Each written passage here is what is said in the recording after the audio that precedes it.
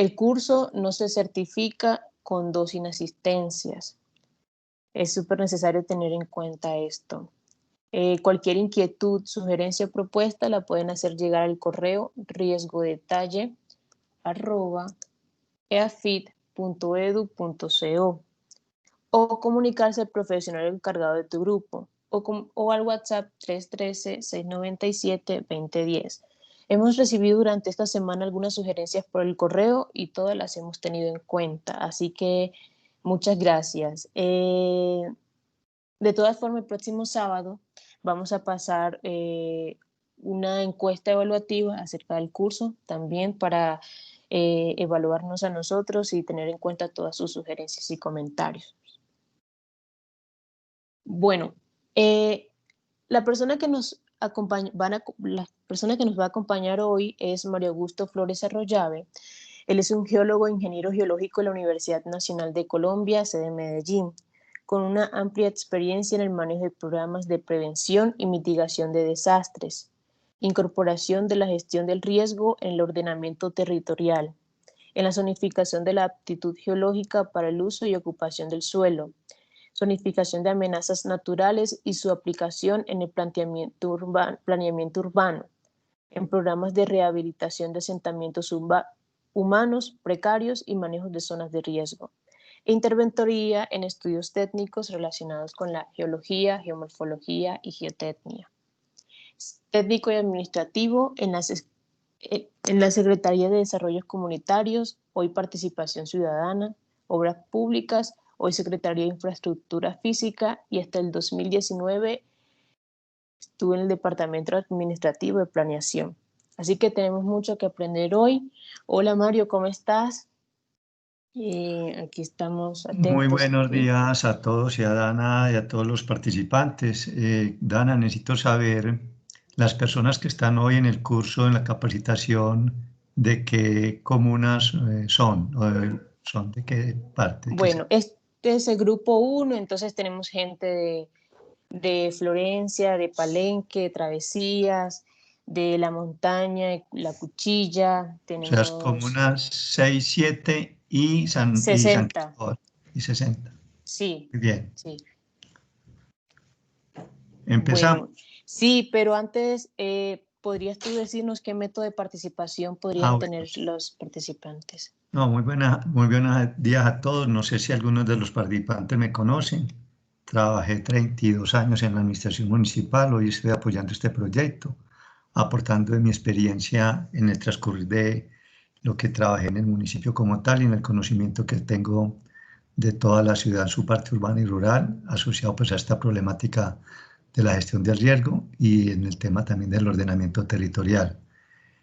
No, son varios temitas que vamos a trabajar, 3 o 4 muy importantes. Yo pienso que a medida que vamos avanzando en los temas, cuando estemos terminando algunos temas en particular, yo les digo para que si tienen algunas preguntas o observaciones me las hagan y que hagamos algo amena esta reunión, esta presentación. Tiene muchas diapositivas, tiene muchas fotos. Yo siempre he dicho que una figura o una foto, una imagen dice más que 1000 palabras. Entonces, estoy abierto a escuchar las preguntas, observaciones que hagan en cualquier tema que estemos trabajando. Bueno, Mari, entonces aquí están. Listo, voy a compartir pantalla. Listo, sí, ya te dejo presentar.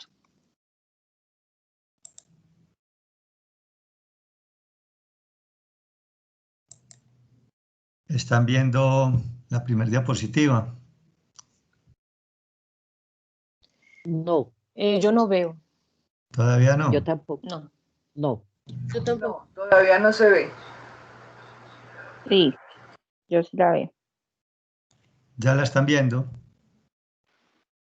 No. No.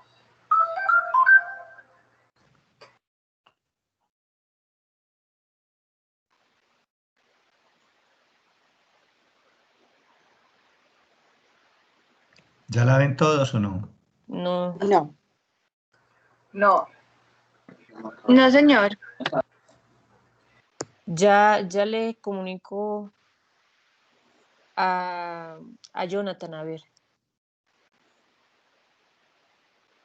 El tema de hoy, mientras se soluciona ese impasse, porque puede ser que es el tema del Internet, se llama Prospectiva de la gestión del riesgo en el municipio de Medellín. Vamos a hablar del pasado, del presente, lo que se ha hecho y lo que se viene y lo que se está lo que se está haciendo, o sea, el futuro como tal.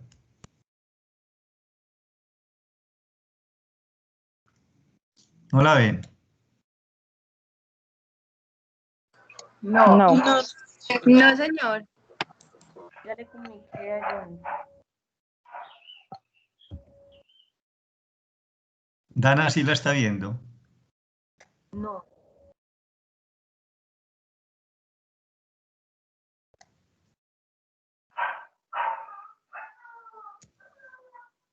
Bueno, María dijo que iba a compartir.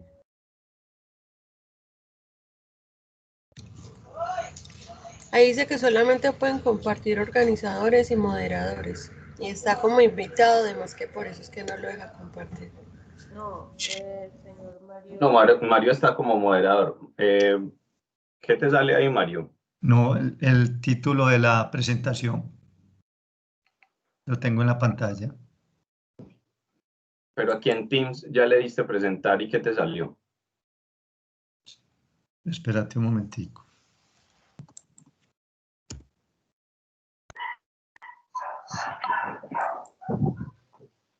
Yo le doy abrir bandeja de uso compartido y busco la presentación. Ahí la están Listo, viendo. ahí ya te estamos viendo. Ya sí. Sí. ¿La están viendo parcial o la abro completa? Dale completa, porfa. Ahí sí. A mí no me sale nada. Ya les va a Ahí salir. sí se ve. Dele un segundito y A mí ya les tampoco va a me salir. sale nada.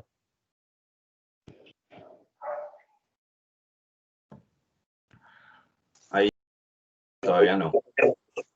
Ya me salió a mí. A mí no me sale nada. Me sale como Mario Flores invitado. A mí ya no me me sale. sale tampoco. A mí ya me sale. Bueno, dele un segundito que puede ser por el internet de cada uno y ya les debe estar saliendo en un instante. Mario, el cuadrito pequeñito que tienes al lado derecho abajo, le puedes dar minimizar para que se esconda. ¿Cuál cuadrito? Ese, ahí donde estás y le das minimizar a ese cuadrito. Por ahí, Listo. eso, listo, porque no te tape ahí ese pedacito. ¿Ya todos ven o todavía no? No, a mí no me No, sale yo no veo. todavía. Y tampoco. Sí, yo sí. Yo sí lo veo. Es un Yo tema no. de internet. Denle tiempo, sí. Puede ser el internet de ustedes dos niñas, pero entonces vamos le dando tiempito a ellas, pero entonces vamos arrancando ahí, Mario. Bueno, como les dije, el tema de hoy es prospectiva de la gestión del riesgo en el municipio de Medellín, de la gestión del riesgo de desastres como tal. ¿Qué es la intervención prospectiva del riesgo? Esta hace parte de todas las medidas de reducción del riesgo, buscando garantizar que no surjan nuevas situaciones o condiciones de riesgo y que éste se concrete a través de la definición de acciones de prevención que impidan que los elementos expuestos, ¿cuáles son los elementos expuestos? Son las infraestructuras, las construcciones, el tema de todo lo que es la parte física, que sean vulnerables a las amenazas o que lleguen a estar expuestos ante posibles eventos peligrosos. Esta intervención prospectiva se hace a través de varios métodos. Uno, de la ordenación ambiental, lo que llamamos los PONCAS. Recuerden que Medellín tiene el PONCA del Valle del Río Aburrá, o los PION que se tienen a través de algunas cuencas como tal. La Quebrada de la Iguaná tiene el PION de la Quebrada de Iguaná. Esos PION indican todas las medidas estructurales y no estructurales que se deben de implementar en cada cuenca. También desde el ordenamiento territorial es muy importante. Recuerden que Medellín ha ejecutado 3 planes de ordenamiento territorial. Son el Acuerdo 62 del año 99, el Acuerdo 46 del año 2006 y el Acuerdo 48 del 2014, que es el Plan de Ordenamiento Territorial. En todos esos planes de ordenamiento las comunidades son partícipes en su sensibilización, en la toma de las decisiones de algunos polígonos que se tienen en esos planes de ordenamiento. Esa intervención prospectiva también se lleva a cabo a través de la planificación sectorial y del desarrollo.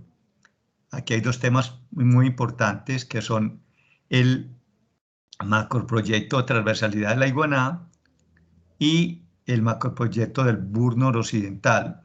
Ustedes como comunidades deben ser partícipes en la toma de decisiones cuando se esté formulando ambos proyectos como tal.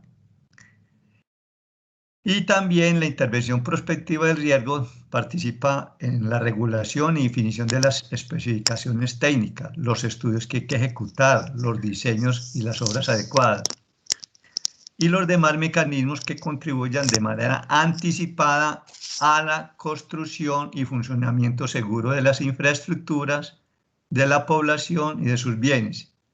Esta intervención prospectiva es muy importante hacerle un control y seguimiento efectivo como tal. Voy a mostrar unas diapositivas siguientes, unas figuras con la localización de Medellín y su entorno regional y nacional. Esta es la ubicación pues, del Valle de la Aburrá y de Medellín con respecto a Antioquia. Pues con respecto al Valle de la Aburrá, con respecto a Antioquia, Medellín ocupa pues como la parte central del Valle de la Aburrá, es el municipio de mayor extensión. Con respecto a Antioquia también está en la parte central de Antioquia y ahí está con relación a Sudamérica pues, y a Colombia. Medellín, este es un perfil como regional de Medellín con respecto al Valle de la Aburrá. Aquí vemos, como les estoy señalando en el cursor, el río Medellín que divide la ciudad o el municipio en 2 laderas, en 2 vertientes. Recuerden que el corregimiento de Palmitas no está sobre las laderas o vertientes de Medellín, del río Aburrá o río Medellín, sino sobre la vertiente del río Cauca, constituido pues por 5 corregimientos como tal. Aquí abajo hay un perfil como regional de Medellín con respecto a una gran zona del país. Este es el Valle de la Aburrá. Esta es la parte de toda la zona de Santa Fe de Antioquia y el puerto de Urabá. Este es el altiplano oriental o de San Nicolás, donde queda Río Negro el aeropuerto. Y aquí está el río Magdalena. Aquí mostramos en otra diapositiva como la topografía, la morfología o fisiografía del Valle de la Aburrá. Recuerden que el río Medellín viene en sentido sur-norte y aquí en Bello, donde tengo el cursor, cambia al noroccidente, al nororiente. El valle, la parte plana de Medellín, que estoy señalando acá, si ya miramos en otra diapositiva, es la zona constituida por los suelos o los depósitos o los materiales más competentes. Esta es la cuenca de la quebrada La Iguaná. Aquí queda la cuenca de la quebrada Santa Elena. Esta es la cuenca de la quebrada Doña María, como cuencas más importantes como tal. Como cortando la ciudad de oriente a occidente, miren un perfil dibujado arriba de color verde y una fotografía del perfil de Medellín. Entonces miramos que el valle, lo que es el valle como tal, tiene una zona más o menos plana o muy plana, que es esta parte principal, constituida por suelos depositados o conformados por crecientes del río Medellín y de algunas quebradas tributarias, como ya les dije, la Santa Elena, la Iguaná y otras principales.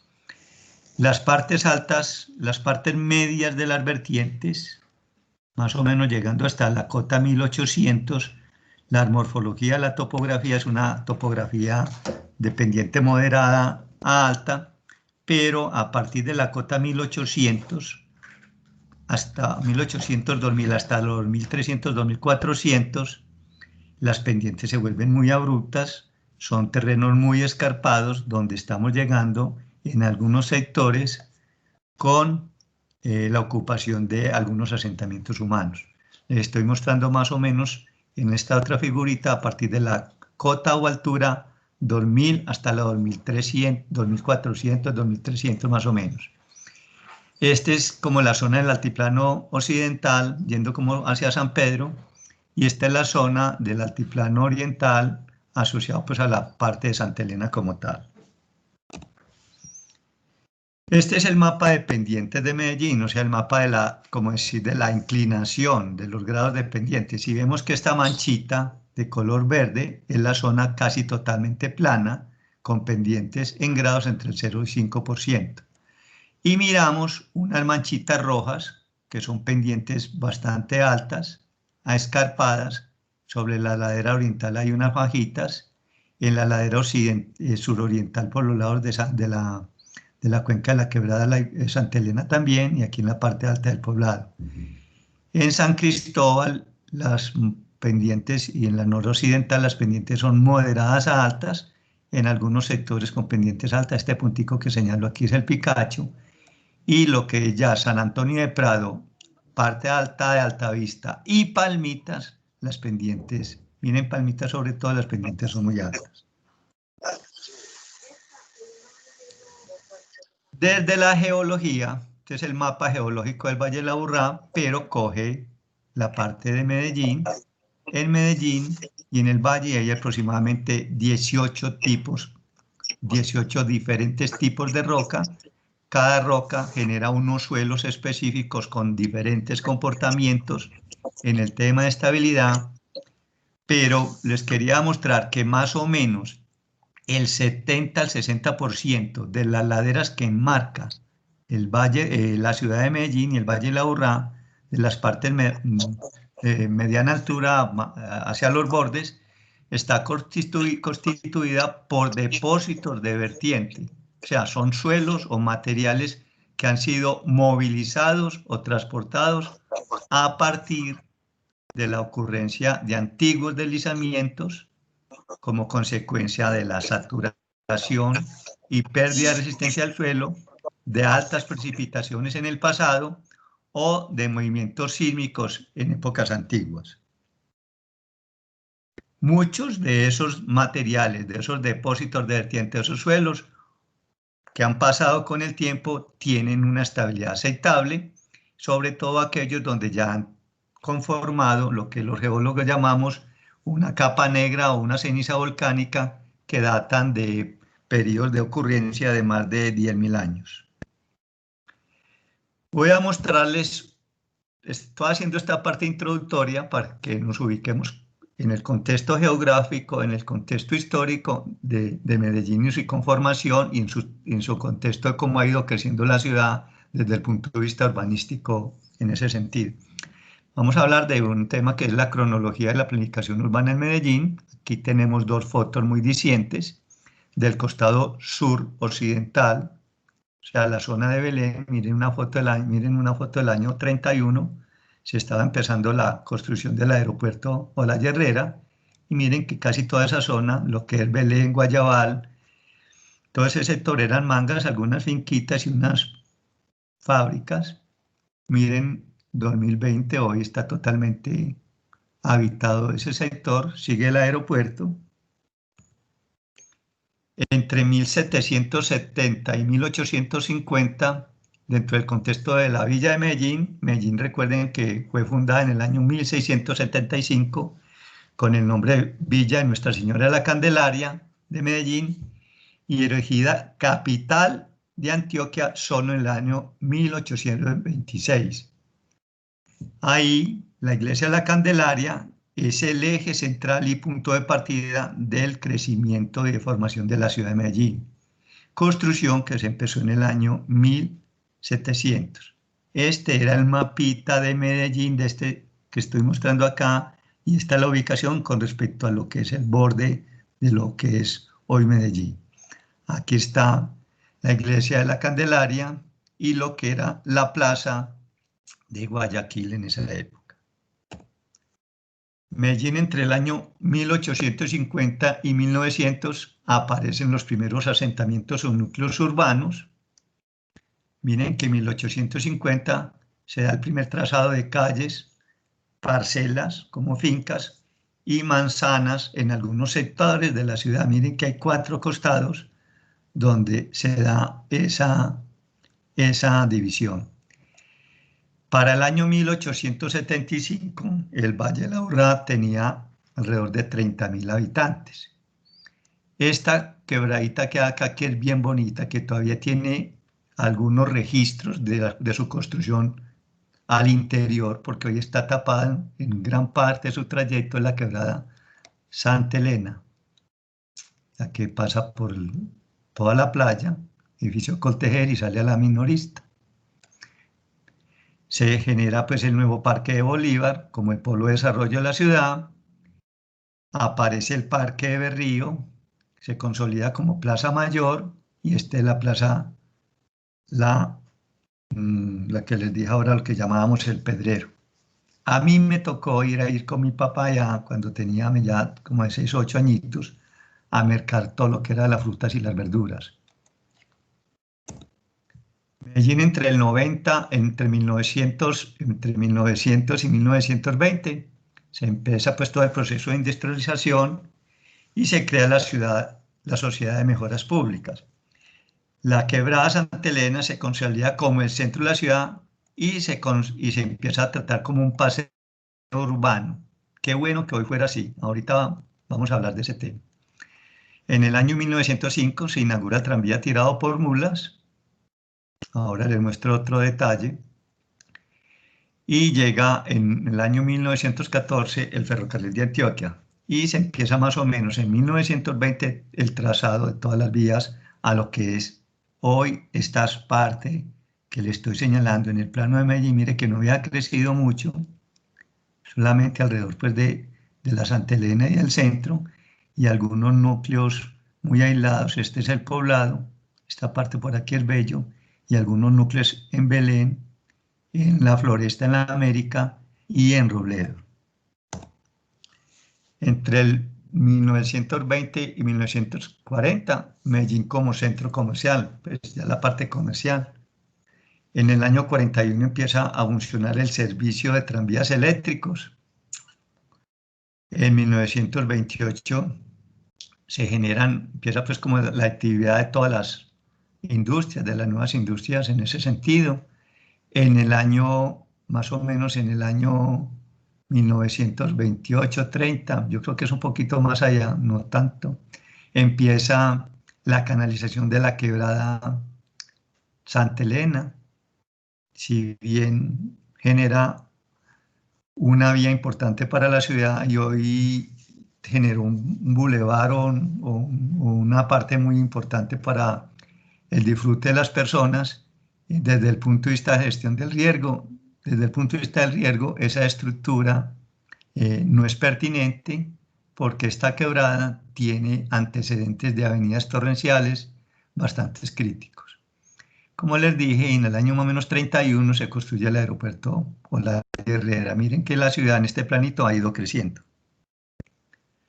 Entre el 40 y el 49, Medellín se consolida como en la parte industrial y empieza a generarse pues, este tema de producción textil con todas las empresas. En el año 40 comienzan las obras de canalización del río Medellín. Esa canalización permitió que todas esas zonas planas alrededor se fueran urbanizando, porque si no se hubiera hecho la canalización, el río era de forma meándrica, como en forma de culebra, e inundaba o anegaba gran parte de nuestro valle en ese sentido. En el sector de Laureles, alrededor de lo que es la Universidad Bolivariana, Pontificia Bolivariana, crea este trazado, este diseño urbanístico generado por el maestro Pedronel Gómez. Se construye en el 45 el Hotel Notibara.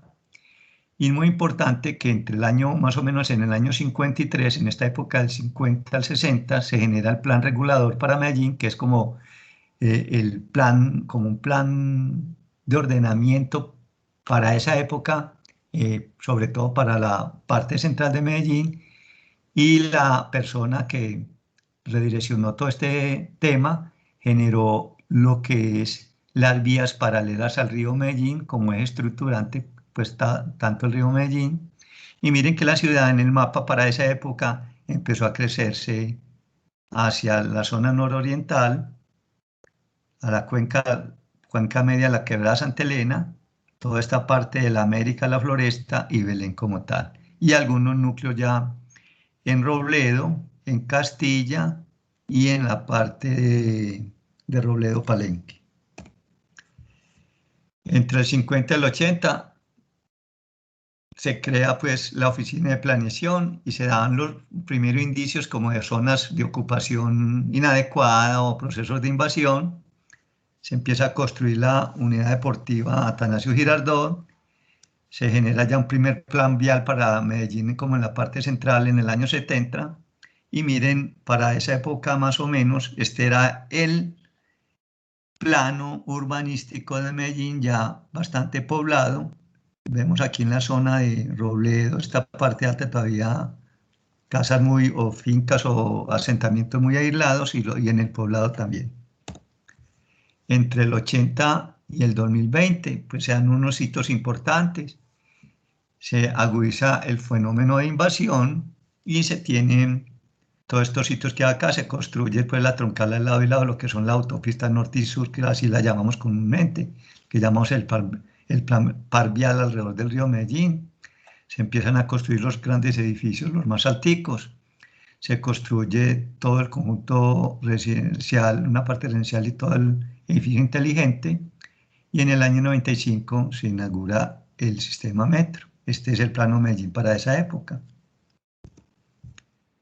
Bueno, esta primera introducción a mí me parece que era importante para que reconociéramos cómo fue creciendo la ciudad, hacia qué zonas, cómo fueron esos núcleos y cómo se fue dándose esa transformación urbanística en Medellín.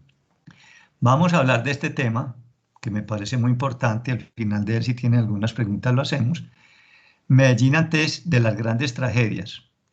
Hay varios periodos en que los dividimos, entre el año 54 y entre el año 1974. 1954, la tragedia de Media Luna y Santo Domingo Sabio y Quebrada Santa Elena. En Media Luna, ahorita miramos más adelante que tengo unas diapositivas, fue un deslizamiento. En Santo Domingo también otro deslizamiento, el sector La Silla, y la Quebrada Santa Elena en el año 74 tuvo una avenida torrencial bastante importante. Entre el 54 y el 74 se inicia el proceso de ocupación o conformación de los barrios populares o marginales. En el año 1960, bajo el Acuerdo 46, se crea la Oficina de Planeación con el objetivo de regular, controlar, promover el desarrollo de la ciudad en los aspectos físicos, sociales, económicos y políticos y administrativos. O sea, a los compañeros de planeación, a mis compañeros, este año, no sé si ya se celebró, no me acuerdo la fecha, pero este año se cumplen 60 años de la creación del departamento de la Oficina de Planeación. Periodo entre el año 74 y 1987, dos tragedias también importantes. La del 74, como les dije, Santo Domingo Sabio y la creciente de la Quebrada Santa Elena, y 1987 Villatina. En esa época se generó el Acuerdo 38 del 91 que conformaba el Cordón Verde. Hoy reciente época se llamaba Cinturón Verde. Es un proyecto que se generó a partir del plan de ordenamiento como tal. Para la época en que se creó el Cordón Verde fue un documento de texto, se hizo muy poco. Sin embargo, se hizo algunos proyectos de reforestación en algunas zonas de las laderas, en la parte rural en San Cristóbal, en la parte rural de Santa Elena, vereda Las Palmas, y en Palmitas. Fue un proyecto bastante importante que tuvo medianamente acogida y no se continuó. En esta foto vemos el costado suroriental de Medellín, está en la vía Las Palmas.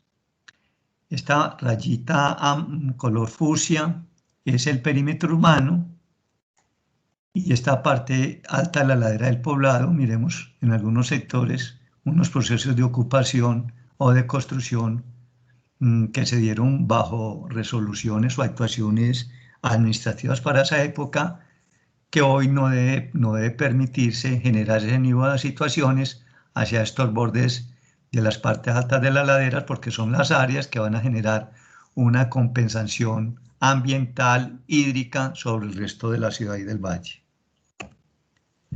Miren cómo se ha dado el proceso de ocupación en la parte de la ladera oriental. Como ya les dije, esta primera diapositiva es la parte suroriental, la zona del poblado, y vemos 3 manchones grandes donde se permitieron algunas parcelaciones. Esta se llama Cinturón Verde, solamente tiene construida una sola casa, tiene bastantes restricciones desde el punto de vista del riesgo. Esta es otra que se llama Cedro Verde. Esta está llegando hasta la divisoria de aguas y se conecta con otra parcelación aquí arriba en el altiplano. Ya esta parte alta hace parte del municipio de Envigado y otra aquí en Envigado como tal. Y esta otra es la zona nororiental, asociado pues a algunos cañones de la quebrada La Honda, la quebrada La Bermejala y otra de las quebradas, todos los asentamientos Versalles 2, Versalles 1, La Cruz, toda esta parte del sector de San Josima, parte alta. Bueno, periodo entre el 74 y el 87, estamos hablando Santo Domingo, Sabio, Villatina. Muy importante este tema, que Medellín, hasta el deslizamiento ocurrido en el sector Nuevo Horizontes en el año 85, sector Nuevo Horizontes es un sector del barrio Santo Domingo Sabio número 1. Allá hubo un deslizamiento que ocasionó la muerte de 7 personas. Los desastres se consideran como fenómenos aleatorios, o sea, no, eso pasa por allá, por allí, pero aquí no nos pasa, que eran muy puntuales. Y todo el Valle de la Aburrá se planificaba con mapas geológicos y geomorfológicos a gran escala. No existían para esa época políticas oficiales para la identificación y el manejo de las zonas de riesgo. Les cuento que cuando yo entré al municipio en el año 87, cuando se sacaron los primeros decretos, que ahí están, se ve, en la diapositiva se indica, los decretos municipales 15 del 85, que fue el principal, y el 450, están otros importantes. El municipio, el mapa de riesgo que tenía el municipio más o menos en el año 85 era un mapa que nosotros lo llamamos en esa época el mapa de la viruela, que era simplemente, se reunían la Secretaría de Obras Públicas, la Cruz Roja, Planeación y el Cuerpo de Bomberos, identificaban todos los puntos donde habían ocurrido algunas tragedias, algunos desastres, y cerraron esos poligonitos, identificaron esas zonas, y a partir de esos decretos 15 del 85 y 450 se hicieron los primeros estudios geológicos y geomorfológicos para definir lo que era la zonificación en ese momento de las zonas de riesgo como tal, basados en la información, en una metodología generada por un profesor de la Universidad Nacional que se llama Alejandro Chica, y se clasifican en esa época zonas con letras A, B, C, D, E, zonas mitigables, zonas estables, mitigables, estables, no mitigables, en ese sentido, y durante 20 años, más o menos hasta el año 2006, 2007, trabajamos con esos mapas como tal, y se empezaron a hacer toda esa zonificación de todas estas zonas de borde y algunos sectores de esos asentamientos con esos estudios geológicos técnicos de detalle. Se pasó de la gran escala a una escala más detallada. En el año 1985, yo quise dejar esta fecha, se estableció el programa de rehabilitación de barrios subnormales. Ese programa empezó en la Secretaría de Desarrollo Comunitario, donde yo empecé en la alcaldía, en el año 87. Se trabajó más o menos hasta el año 92, 93. Fue un programa muy importante. Trabajó muchos barrios, pero dos barrios le metieron el diente, que fueron el barrio Moravia y el barrio 13 de noviembre. Después de ese programa de rehabilitación de barrios normales, a través de lo que fue durante el proceso de construcción del metro, el gobierno alemán apoyó unos programas en Medellín y se conformó el primer trabajo entre el año 92 y el año 95 más o menos. Era también un programa similar de rehabilitación, pero era mejoramiento integral de barrios. Trabajaron aproximadamente 20 asentamientos. Después del llegaron los PUI, los planes urbanos integrales, y llevamos varias administraciones donde este tema de mejoramiento integral ha sido muy aislado. No se ha trabajado como se trabaja de manera zonal. Bueno, en el año 86 se constituye el COME, que es el primer comité operativo, pues el comité de emergencias se llamaba COME, Comité Operativo Metropolitano de Emergencias. Teníamos competencias de orden metropolitano en esa época. En el año 87 se genera el Plan de Desarrollo para Medellín y se introduce ese decreto 15 del 85 que regula las primeras zonas de riesgo, asociado más o menos a 300 hectáreas que se hicieron los estudios geológicos en esas zonas de borde y a un problema de una caída de rocas que se generó en el barrio Picacho. Si bien el Cerro El Picacho tiene como amenaza principal el desprendimiento de rocas, en 35 años más o menos que tengo conocimiento de estar yendo por allá, solamente han habido 2 eventos de desprendimientos de roca. Bueno, en el año 87, miremos este segundo flechita, muy importante. Para esa época se inventaron 74 asentamientos subnormales o precarios o informales. Para esa época tenía más o menos 152.000 habitantes. En el 97 ya pasamos a 87 asentamientos de este tipo, con 250.000 habitantes. Y en la actualidad se tienen aproximadamente entre lo urbano y rural, porque ya hay muchos asentamientos precarios, en la zona rural entre aproximadamente 130 y 140 asentamientos. Algunos de ellos en sus partes, en su caracterización o clasificación, clasificados como zonas de alto riesgo no recuperables, que para el año 2005-2006, a través de un proyecto que se hizo con la Universidad Nacional, con la Universidad AFID, se censaron y más o menos se tenían identificados para esa época 35.000 familias ubicadas en esas zonas de alto riesgo no recuperables que hoy se le llaman no mitigables. En esa época se constituyó Corvide, se fortaleció Corvide. Corvide participó en los programas de mejoramiento bastante, y Corvide trabajó en 20 proyectos urbanísticos y hizo el primer programa de reasentamiento masivo de zonas de alto riesgo mitigable en una ciudad muy importante donde empezó, una es en San Antonio de Prado, en la urbanización El Limonar, y en algunos asentamientos, urbanizaciones pequeñas ubicadas, unas en San Cristóbal y otras en otros sectores de la ciudad. Entre el 85 y el 87 se reconoce la magnitud de la problemática de las zonas de riesgo y se empiezan a formular las políticas y programas para el mejoramiento del asentamiento de familias localizadas en zonas de alto riesgo no recuperables o no mitigables. Este proyecto se trabajó hasta el año más o menos 2001. Después del 2001 al 2020, el proceso de reasentamiento no está obedeciendo a una política pública, así esté incorporado en el plan de ordenamiento territorial o se incorporen de manera parcial en los planes de desarrollo, pero no se ha hecho algo como se hizo del 91 hacia atrás, hacia el 87, 88 más o menos.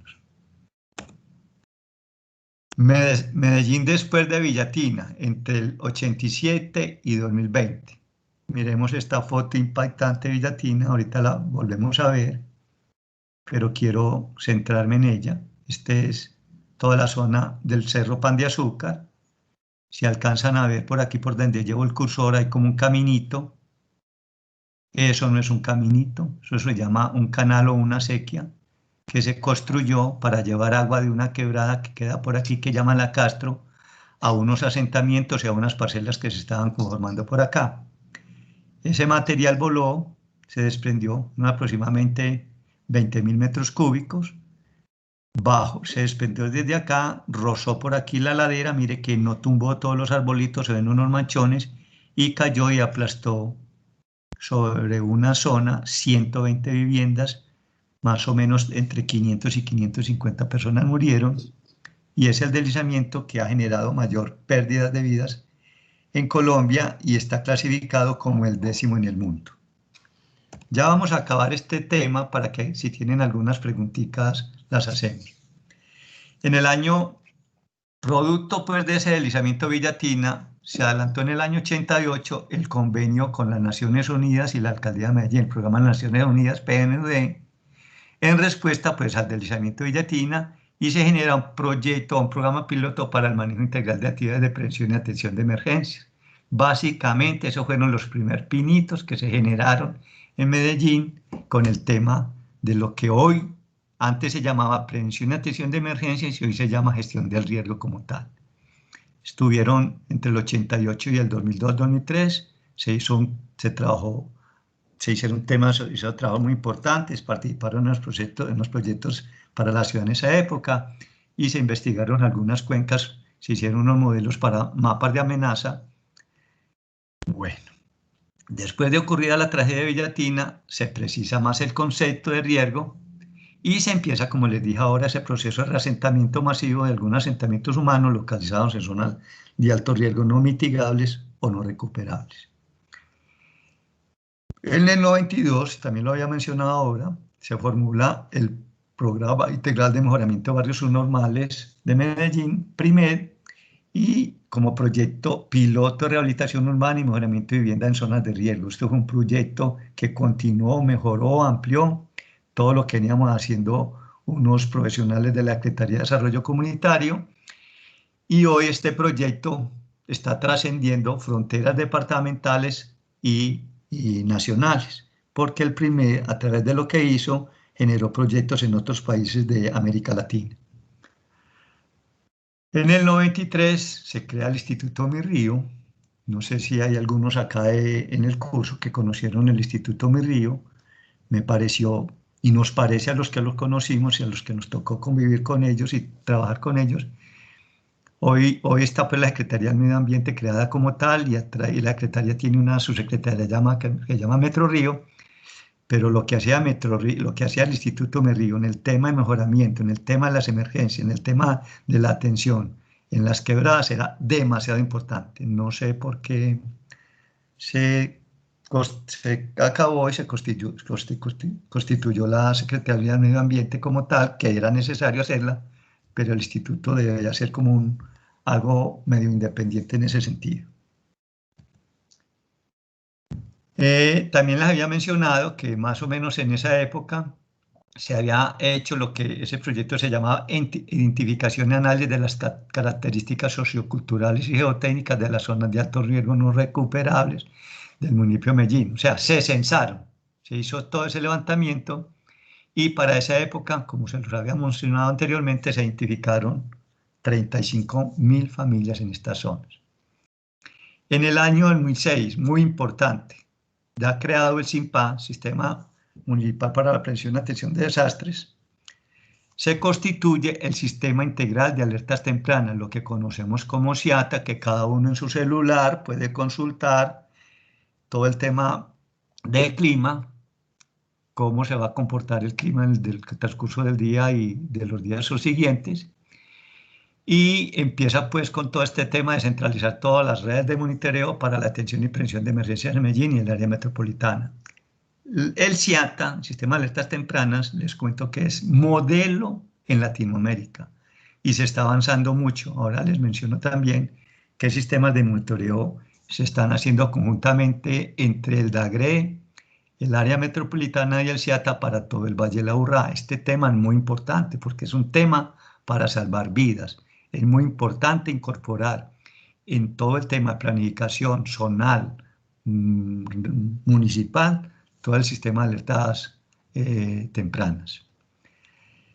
Bueno, en el año 2008-2009 se hace un convenio, ahí empiezan los primeros pinitos para generar los mapas de amenaza y riesgo en el municipio de Medellín, y se hace un convenio entre el municipio de Medellín, el área metropolitana, Envigado, Corantioquia y la Universidad Nacional.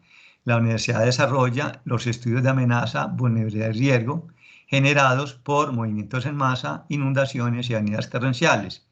Estos estudios fueron la base en el tema de los mapas, de algunos de los mapas, sobre todo el de amenaza por movimiento de masa, inundaciones y avenidas torrenciales, y se incorporaron en los planes de ordenamiento territorial como complemento. En esa misma época, se crea el Departamento Administrativo de Gestión del Riesgo de Emergencias y Desastres, el DAGRE. Se conforma el Comité Municipal de Gestión del Riesgo de Emergencias y Desastres, que están las siglas CMGRD, y el Fondo Municipal para la Gestión del Riesgo de Emergencias y Desastres, FOME, mediante el Acuerdo 59 del 2011. También se conforma o se constituye el Consejo Municipal de Gestión del Riesgo de Desastres de Medellín, mediante el decreto 021. Y el decreto 1240 del 2015 también establece todo el sistema municipal de gestión de riesgo de desastres. Se reestructuran las instancias de dirección, coordinación y orientación. Se adopta el Plan Municipal del Riesgo de Desastres, el PMGRD. Ese es un plan donde yo también participé, lo trabajó el DAGRE con la Universidad EAFI, y se formula la Estrategia Municipal para la Respuesta en Caso de Emergencias, ENRE, y el Sistema de Comando de Incidentes. Ustedes deben de conocer parte de este tipo de consejos o sistemas. En este tema, Medellín, haciendo un retroceso lo que he presentado, ha venido desde el año 85, ha venido identificando, clasificando y caracterizando las zonas de riesgo en el municipio. Proceso que desde esa época ha tenido avances importantes en el tema del conocimiento del riesgo. Continuamente vienen revisando y actualizándose mediante la realización les dije que más o menos 2 décadas, estudios geológicos, técnicos, cualitativos y cuantitativos, estudios básicos de amenaza y riesgo por movimiento de masa, que fue lo que se hizo a través de la Universidad Nacional. Y hoy, después del Acuerdo 48 de 2014, se vienen haciendo los estudios de amenaza y riesgo de detalle para las zonas que el plan de ordenamiento identificó y localizó como zonas con condiciones de riesgo. Este es uno de lo que estamos trabajando hoy en este proceso de formación, es en respuesta a los estudios que estamos haciendo en varios polígonos o áreas o sectores de la Comuna 6, de la Comuna 7 y la 60 de San Cristóbal. O sea, de conformidad con la normativa nacional, el municipio de Medellín ha venido dando cumplimiento a la identificación y a la clasificación e inventario de las zonas de alto riesgo en los acuerdos 62 del 99, 46 del 2006 y 48 del 2014. Estoy para terminar esta primera parte. En este transcurrir de lo que se ha hecho a partir de entre los periodos de las tragedias y las emergencias que ha presentado, estos 2 temas no los puedo dejar sin informarlos. Ojalá esto se repitiera en toda la ciudad y en todo el Valle del Aburrá, los proyectos de intervención integral de algunas zonas. Aquí tenemos unos muy importantes. Todo el tema de intervención integral de Moravia. Allá se está haciendo todo ese proceso. Se hizo un proceso de reasentamiento de la gente que estaba en el sector del cerro, porque saben que esa zona, desde el punto de vista geotécnico y geológico, ese cerro era una acumulación de basuras. Ese fue el botadero o el basurero municipal durante 30 punta de años. Y en ese sector se hizo un proceso de reasentamiento de alrededor de 4.107 hogares. Y se empiezan también los proyectos urbanos integrales. Dentro de los proyectos urbanos integrales se tuvieron 2 proyectos pilotos de reasentamiento. Escúchenme la palabra in situ, significa en sitio. Los procesos de reasentamiento hoy de la ciudad de Medellín no tienen que seguir haciendo los 2 procesos viejos que tuvimos amargas experiencias, como fue el de Limonar y el de Pajarito o Nuevo Occidente, porque se llevó a las comunidades de sectores muy distantes a otras zonas, generando pues un desarraigo social, y conlleva esa situación, o conlleva la situación a que el municipio en esas zonas tuviese que haber desarrollado infraestructuras de servicios públicos, de vivienda, de salud, de educación, de comercio. La idea es replicar proyectos como este de Juan Bobo, este de la foto izquierda inferior, de que los procesos de reasentamiento se hagan, y así quedó estipulado en el plan de ordenamiento último, en la zona cerquita donde uno viva. O sea, mínimo, o sea, entre barrio o comuna. O sea, que no se extienda más de la comuna o del sector como tal. Ya vamos a acabar esta primera parte. ¿Cuál es la situación actual desde el punto de vista del tema del riesgo en este sentido? Como lo saben, gran parte de las comunidades hoy están construyendo sus asentamientos, sus primeros indicios de asentamientos en las laderas y en las planicies de inundación y en los cañones. Algunas quebradas tienen unos cañones bastante profundos. Por ejemplo, esta que estoy mostrando aquí es el cañón de la quebrada La Castro. En la parte rural no se han metido, no han incorporado, pues no han desarrollado vivienda, pero si alguien conoce la quebrada La Honda en Manrique, en la parte alta nororiental, ese cañón está totalmente construido, y situación que puede generar condiciones de riesgo para la gente que ya allí está habitando. Toda la situación actual permite indicar que, de acuerdo a las características topográficas o fisiográficas del valle en estas zonas de ladera, el espacio que era apto, que tenía zonas planas o zonas más o menos dependientes moderadas, se ha venido agotando, y este crecimiento se ha dado como a esa zona del borde urbano rural, zona que ha tenido unas restricciones o tiene unas restricciones bastante altas. Esta movilidad de desarrollo de Medellín hacia los bordes de la ladera se encuentra en sus últimas fases en cuanto a la disponibilidad de un espacio, un terreno adecuado y seguro para la construcción de cualquier tipo de infraestructuras. Ahí vemos 3 imágenes. Esta es la parte alta de Santo Domingo Sabio, lo que llama el barrio La Avanzada. Este es la quebrada La Picacha. Miren este asentamiento que se llama Playa Rica, Playa Rica, creo que se llama así, Playa Rica.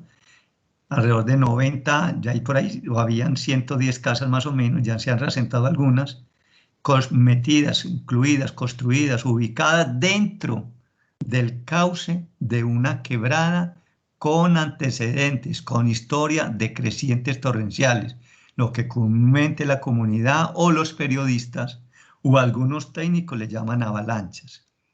Y esta otra zona también bastante habitada de la Comuna 13 en los sectores de Nuevos Conquistadores y las Independencias. El módulo de ocupación de la ciudad hacia la periferia en los cánones de la ciudad ha propiciado, como les dije, condiciones de riesgo. ¿Qué busca el plan de ordenamiento territorial? Que ese crecimiento no llegue hacia los bordes, sino hacia el centro.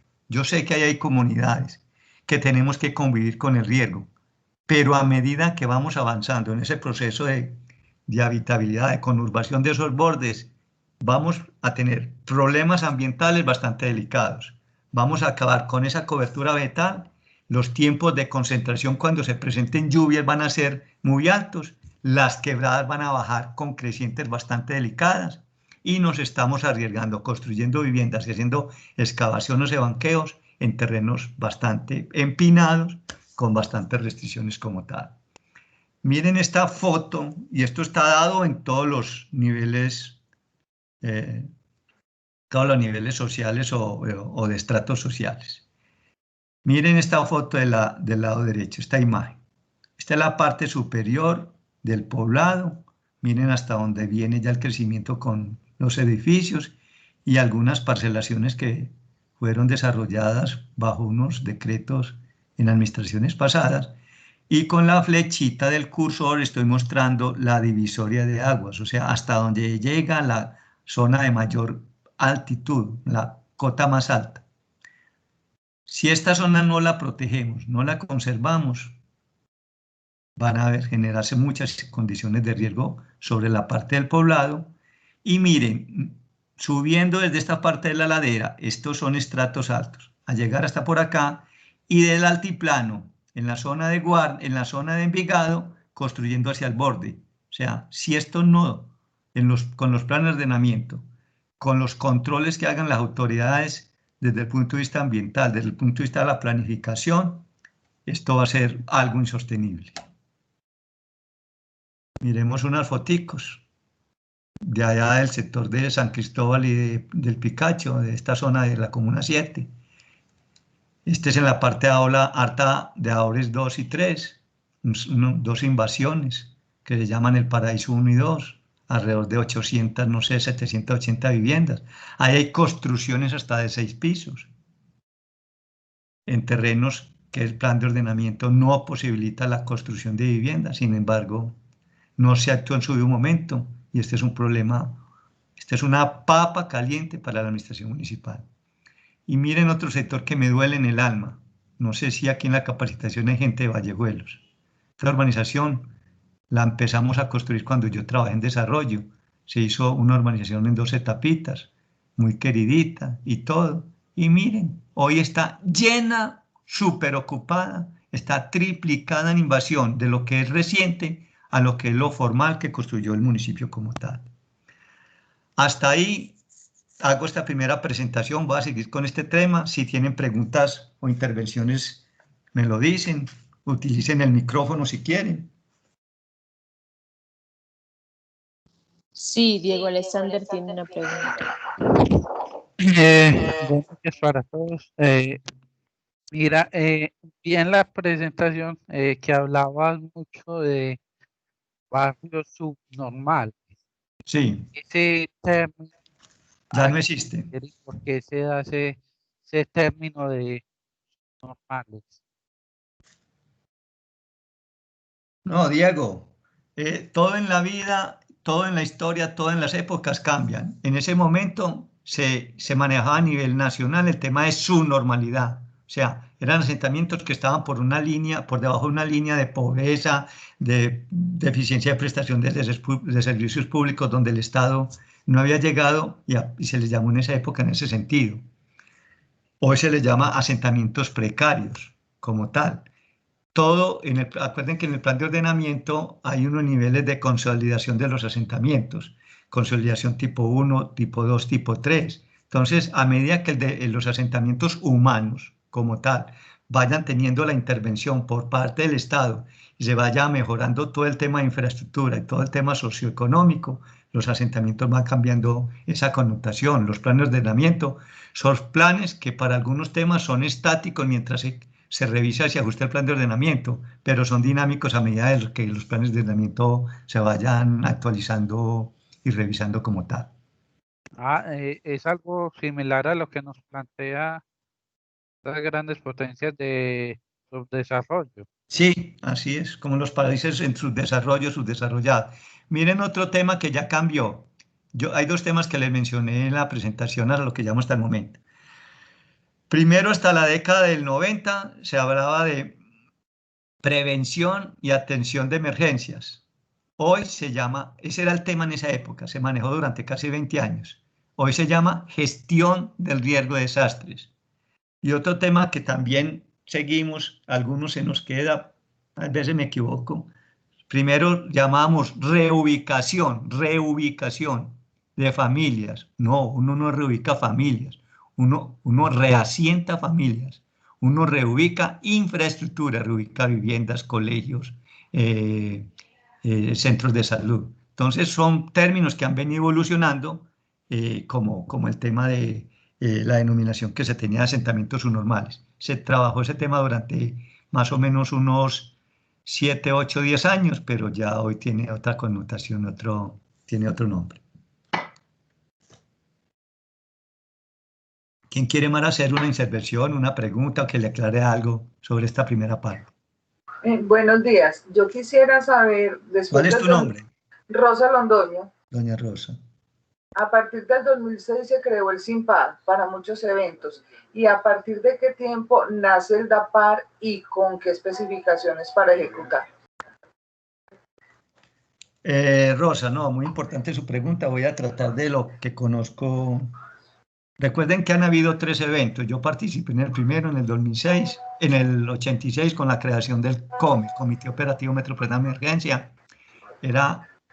Para esa época se creó con funciones metropolitanas. A nosotros nos tocaba atender emergencias en todos los municipios del Valle de Aburrá, no solamente en Medellín. Después se conformó el SIMPAD, Sistema Municipal para la Prevención y Atención de Desastres. Pero recuerden que se generaron a partir del año 2012, se generó la ley 1523, la ley de gestión del riesgo. Entonces, y esa ley 1523 empezó a generar o a decirle a los entes territoriales que había que hacer unos proyectos, unos programas relacionados con el tema de gestión del riesgo, y por eso se conformó en el año 2000, les dije yo más o menos, ya me olvidó la fecha del DAGRE, se conformó el Departamento Administrativo de Gestión del Riesgo de Desastres, DAGRE como tal, teniendo en cuenta las funciones que definía la ley 1523, que es la ley de gestión del riesgo, básicamente en ese sentido, y modernizando todo el sistema de gestión del riesgo de desastres como tal. Obedeció más que todo ese cambio. Hoy el DAGRE tiene unas funciones muy importantes desde el conocimiento y la reducción del riesgo, desde el manejo como tal. Ahorita al final de la presentación les voy a mostrar unos resultados de cómo se ha trabajado el índice de gestión del riesgo, o sea, cómo ha evolucionado la medición de la gestión del riesgo en el municipio de Medellín en 4 temas bastante importantes. ¿Qué otra pregunta tienen? La pregunta mía ahora, pues, es, el DAGRE vino a pasar a lo que era el DAPAR primero. No, Rosa, no. El DAPAR es la sigla, la nomenclatura que maneja el departamento. El DAPAR es en la gobernación, Departamento Administrativo de Gestión del Riesgo de la Gobernación. El DAGRE es municipal. Recuerden que han habido 3 momentos: COME, SIMPAD y DAGRE. No sabemos si en el año 2023-25 sale una nueva ley, algún nuevo decreto, si se tiene que ajustar el DAGRE a otra instancia y permanecerá con el mismo nombre o se le cambiará por otro nombre como tal. Pero las cosas se van dando y la connotación y los nombres de las instituciones a medida que vaya saliendo cierta normatividad nacional o internacional. Dale, me queda claro, gracias. Bueno, seguimos. Sí. Bueno, este otro tema es bastante importante. Hay imágenes muy importantes para que las miremos. Vamos a hablar de escenarios de riesgo por fenómenos amenazantes asociados a fenómenos de origen natural. Yo quise dejar ese titulito, pero voy a decirlo claramente. En Colombia, en Medellín, en el Valle de Aburrá, la mayoría de los desastres que se presentan no son fenómenos naturales, son fenómenos socio-naturales, donde el hombre ha intervenido de alguna forma, mínimamente o grandemente, para que ocurran como tal. Entonces, hay 2 escenarios que son desde el punto de vista hidrometeorológico o desde el punto de vista geológico, de los que estamos trabajando en Medellín, a los que más importancia se le está dando. Pues hay otros relevantes también, que son las inundaciones desde el punto de vista hidrometeorológico, donde trabaja el agua, las inundaciones y las avenidas torrenciales, y desde el punto de vista geológico están los sismos y movimiento de masa. ¿Por qué los sismos con colorcito negro? Porque es un tema aparte que no lo voy a trabajar aquí, no soy experto en eso, no manejo bien el tema, pero les informo que a través de la Universidad de los Andes, el área metropolitana, con convenio con ellos, entregaron hace año y punto terminaron el estudio de riesgo sísmico para el Valle de la Aburrá. Es un proyecto que en este momento está en ajuste y revisión a nivel nacional para que sea incorporado como normatividad en todo el tema de zonificación sísmica de la amenaza y riesgo sísmico para todos los municipios del Valle de la Aburrá. Este tema es bastante delicado, solamente nos acordamos de ellos cuando un sismo ocurre con un terremoto, como lo llamamos temblor, pasa y nos afecta la casita, nos aparecen fisuritas, se nos cae una teja, se nos raja la losa o se cae un murito, que es un tema bastante delicado, es un escenario de riesgo bastante importante para el Valle de la Aburrá y con una connotación desde el punto de vista de pérdida de vidas humanas o de afectación de infraestructura bastante grande. En algún momento, cuando se reglamente estos resultados de estudios se incorporan en el ordenamiento territorial, esa información se les puede dar a ustedes como tal, pero sí bastante impactante de algunas zonas de la ciudad del Valle de la Aburrá, de otros municipios que tienen amenaza o riesgo sísmico alto y que ante un evento de cierta magnitud podía generar graves daños en algunas zonas del Valle de la Aburrá. Recuerden, no, los que no conozcan, por Medellín, cerquita a Medellín, pasan unas fallas geológicas bastante importantes. Ahorita les muestro en la diapositiva qué es el término falla geológica para que no lo confundan con movimientos en masa o con deslizamientos. Y como les decía, pasan unas muy importantes bordeando el suroccidente de Medellín, por el corregimiento de San Antonio de Prado, una fallita hija de otra más grandecita, una fallita que se llama San Jerónimo, hija de la falla Cauca Romeral, de la falla Romeral, y hay otras pequeñitas que bordean esa zona en la ciudad como tal. Están una foto pues que la quiero pasar. Empecemos. ¿Qué es un movimiento en masa? De los tres fenómenos que vamos a tratar están movimiento en masa, inundaciones y avenidas torrenciales. ¿Qué es un movimiento en masa? Los movimientos en masa o procesos de remoción en masa son todas aquellas manifestaciones de inestabilidad donde se da el desplazamiento de una masa de suelo o de tierra o roca o una mezcla de ambos materiales sobre una ladera o un talud. La palabra talud es cuando ya el hombre ha intervenido una montaña, una ladera y lo ha cortado, lo ha modificado. A eso se refiere la palabra talud y ocurre bajo la acción de la gravedad, o sea, por la alta pendiente, por la saturación del suelo, por el suelo estar muy saturado, muy mojado, por la ocurrencia de sismos. No tenemos registros históricos recientes, estoy hablando de los últimos 100 años o 200 o 300 años,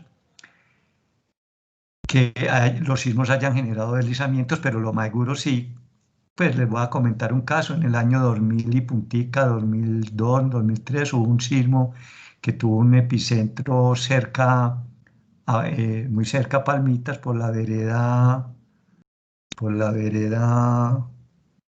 bueno, en este momento se me escapa, y los habitantes llamaron y nos comunicaron que el sismo había sido fuerte, se sintió mucho en San Antonio de Prado, se sintió mucho en San Cristóbal, eso fue como en el 2005, y nos fuimos a hacer unos recorridos porque la comunidad de Palmitas nos dijo que producto del sismo se habían generado algunos deslizamientos. Entonces nos fuimos para allá, hablamos con ellos que sintieron como que en las casas se iban a caer, los techos que eran de zinc o de teja de Terniz se movieron mucho y se generaron unos ruidos como si estuvieran encima de ellos algunos animales brincando, pero en los recorridos que hicimos, en la verificación o validación de campo, no detectamos que el sismo hubiera generado deslizamientos, pero es muy común que un sismo grande genere grandes deslizamientos. La acción antrópica, el hombre, es la mano más fuerte ahí para generar deslizamientos, pues movimientos en masa, y en los suelos y en las zonas subrurales, los usos del suelo, los usos inadecuados del suelo generan también movimientos en masa. Estos movimientos en masa producen cambios visibles en el terreno como agrietamientos, hundimientos o incluso desprendimientos.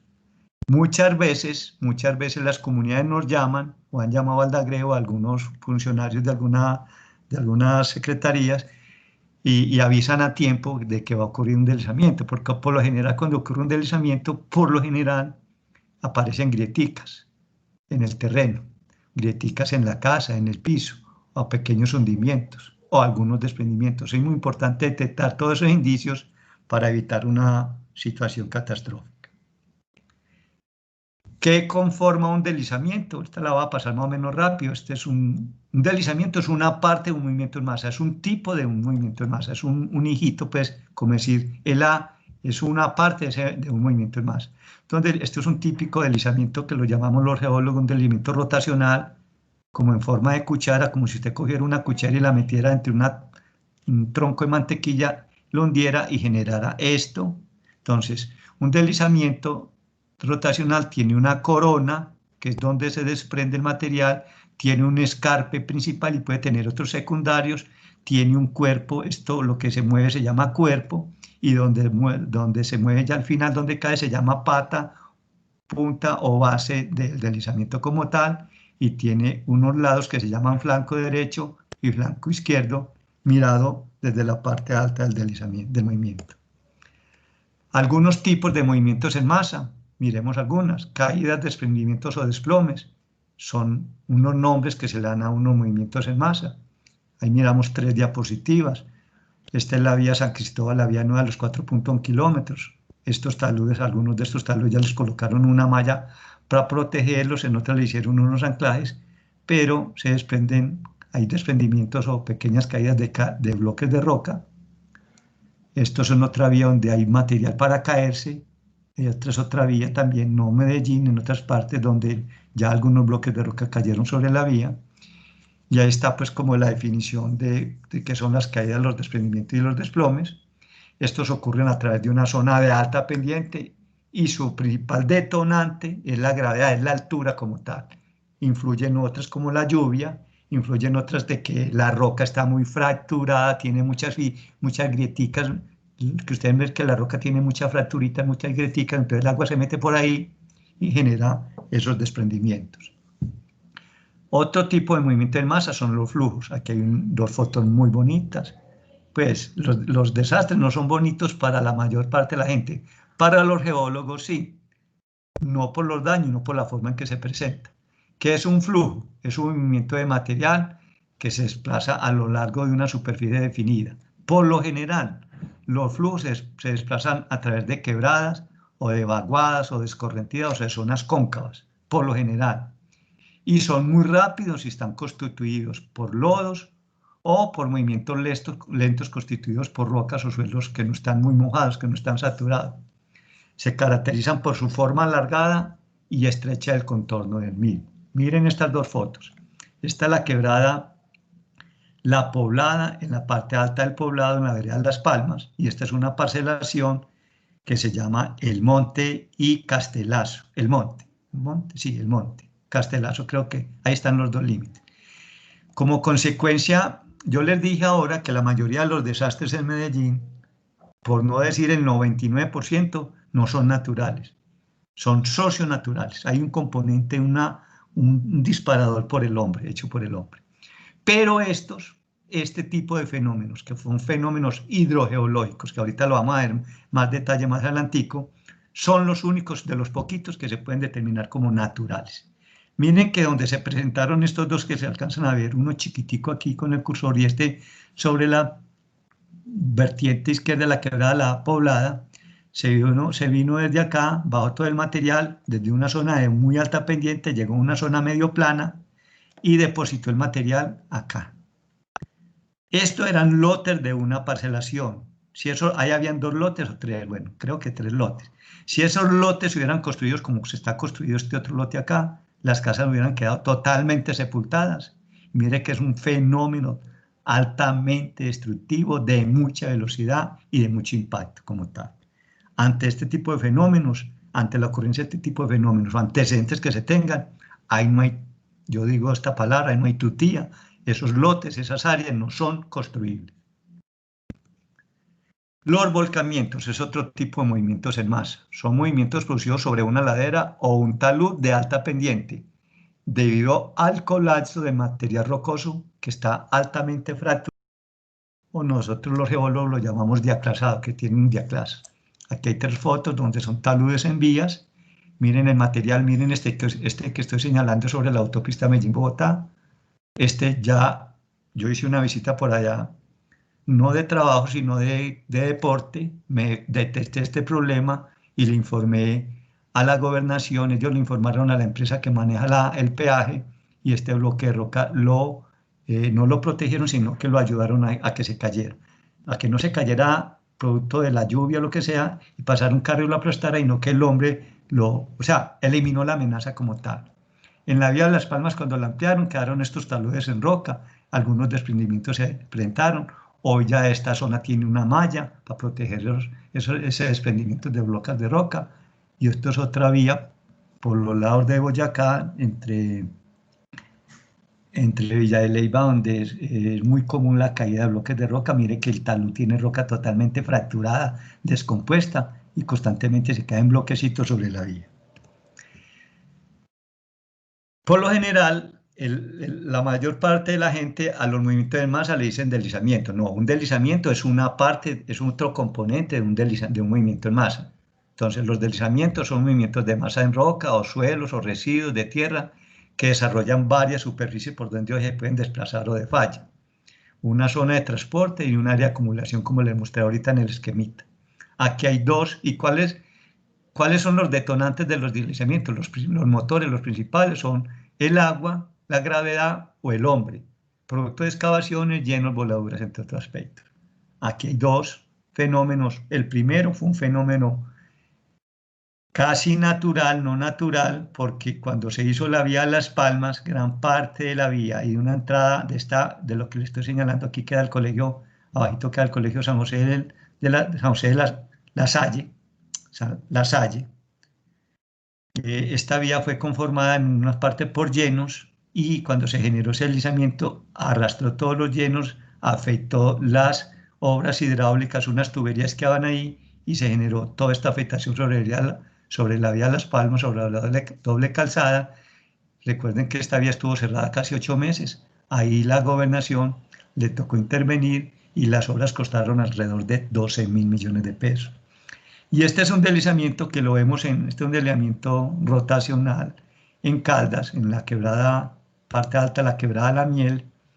Miremos que uno diría, no, fue natural. Natural no fue.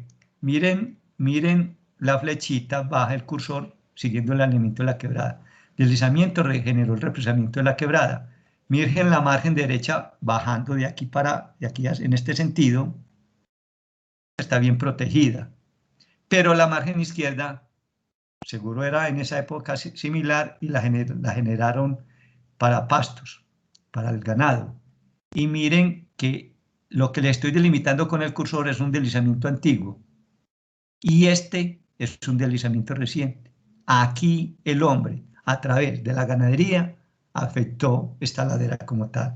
Cuando uno tiene ganado en la zona rural y no rota los potreros, no rota el ganado de potrero en potrero, los terrenos se deterioran, se erosionan y se desestabilizan. Otra división de qué es un movimiento en masa son los hundimientos. La palabra también se puede llamar subsidencia. Entonces es un movimiento del terreno con desplazamiento vertical como resultado de la extracción de recursos minerales del subsuelo, la construcción de túneles, galerías y minas, y la explotación de aguas subterráneas, y el deterioro de estructuras hidráulicas o redes enterradas, entre otros. Aquí hay 2 casos típicos.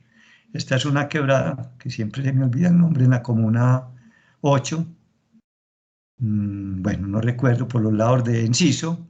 La estructura hidráulica estaba muy enterrada, era una estructura de casi 70, 80 años, falló, colapsó, se destruyó, se hundió el terreno alrededor de la vía, y las casas que habían al lado no alcanzaron a ser afectadas. Al municipio le tocó correr a través de una urgencia manifiesta a hacer esta intervención como tal. Y en San Cristóbal, cuando empezaron a hacer el túnel, el primer túnel, que hoy están terminando el segundo, se generó este problema de subsidencia en todo el portal a la entrada del túnel principal en San Cristóbal. Miren el hueco que se formó, que le tocó hacer al operador, al dueño del proyecto, revestir toda esta parte interna, el techo del túnel con acero, en un tramo bastante importante.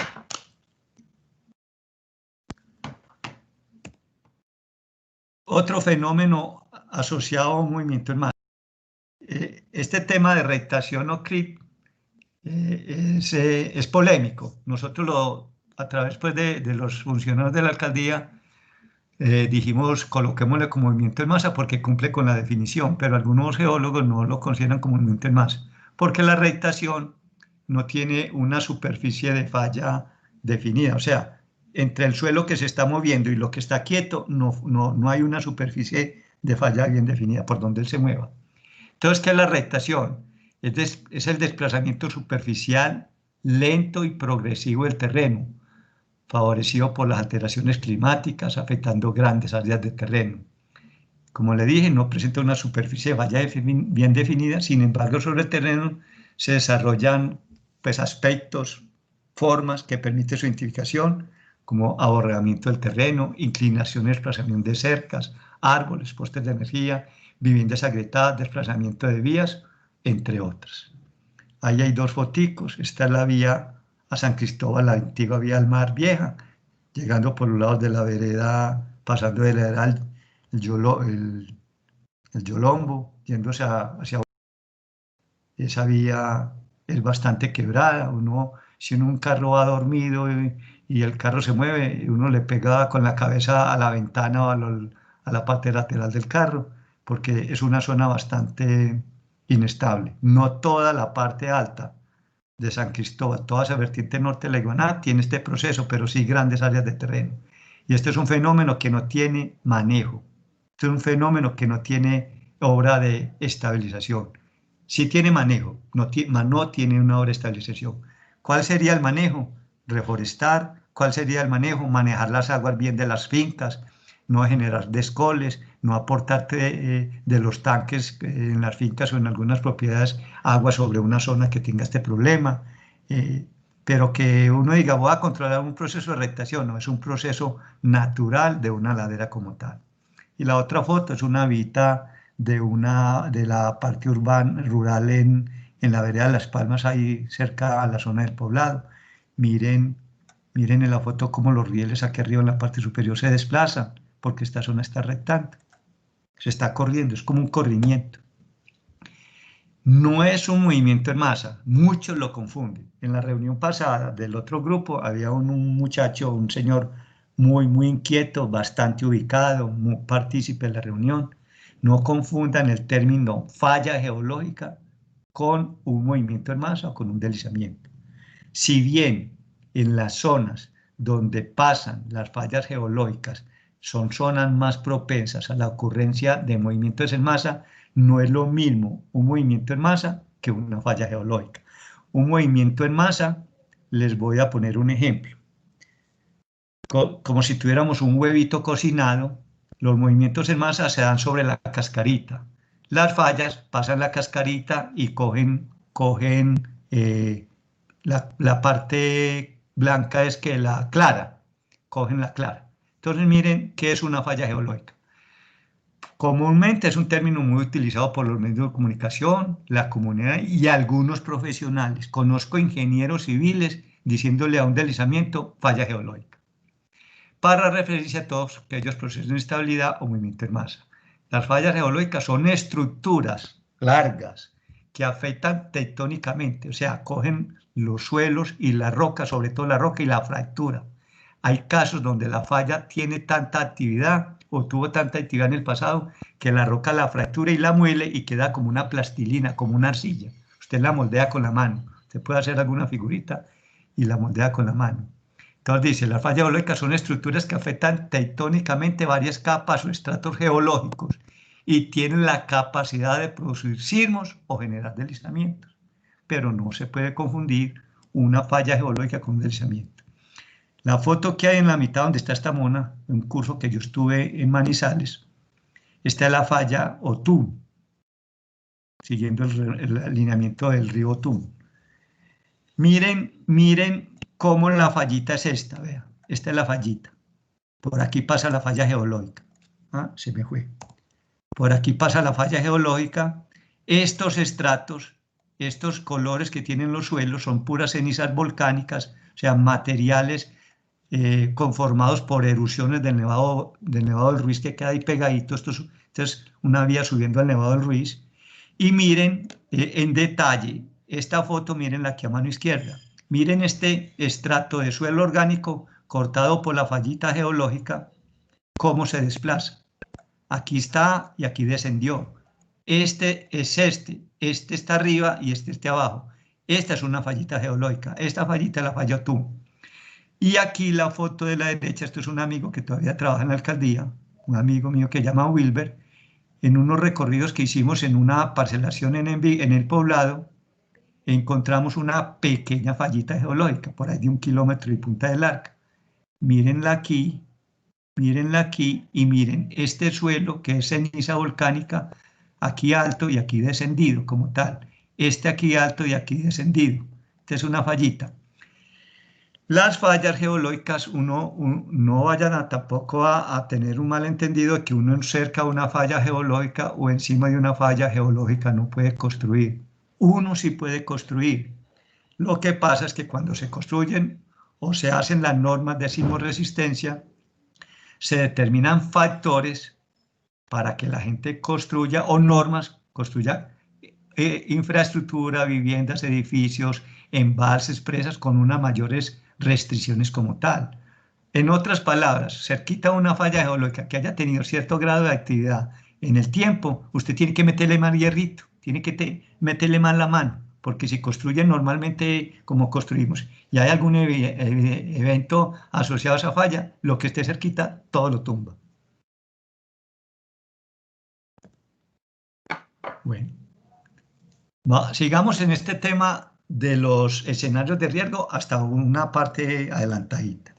Yo me fijo la hora, todavía nos faltan 20 minutos para el receso, para que vayan, hagan un descansito, una pausa activa, desayunen, le den un piquito a la señora o al novio o al esposo.